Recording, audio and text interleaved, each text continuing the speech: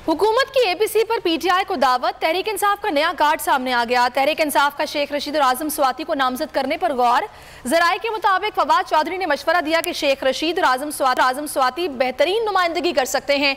इमरान खान ने कहा कि मौजूदा हुकूमत में हर मामले पर संजीदगी का फुकदान है। ये इस मामले में भी फोटोशूट की हद तक संजीदा है।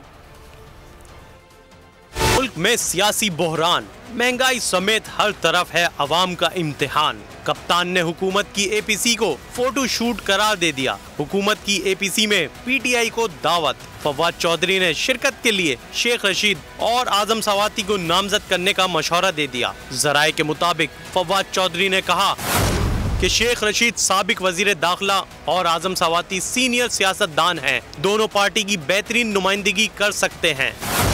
इमरान खान का कहना था कि हुकूमत को मुल्क को दरपेश अंदरूनी और बैरूनी चैलेंजेस का अंदाजा ही नहीं।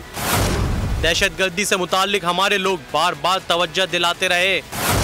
हमारी बात सुनने के बजाय गद्दारी और बगावत के मुकदमात दर्ज किए जा रहे हैं। मौजूदा हुकूमत में हर मामले पर संजीदगी का फुकदान है। ये इस मामले में भी फोटोशूट की हद तक संजीदा हैं। अगर आपको ये वीडियो पसंद आई है तो हमारे चैनल को सब्सक्राइब कीजिए और बेल आइकन पर क्लिक कीजिए। खूने नाहक बहुत पी चुकी ये जमीन, अब कोई दिन में ये खून उगलने को है। खत्म हो जाएगी ये तमाशागरी, वक्त पलटेगा रोजे जजा की तरह। ये जो पेशावर में ताजा लहू है बहा, एक क़यामत करेगा फलक पर बपा।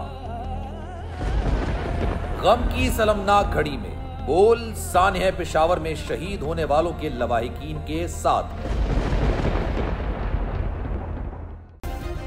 सब्सक्राइब करें और बेल दबाएं ताकि कोई खबर रह न जाए।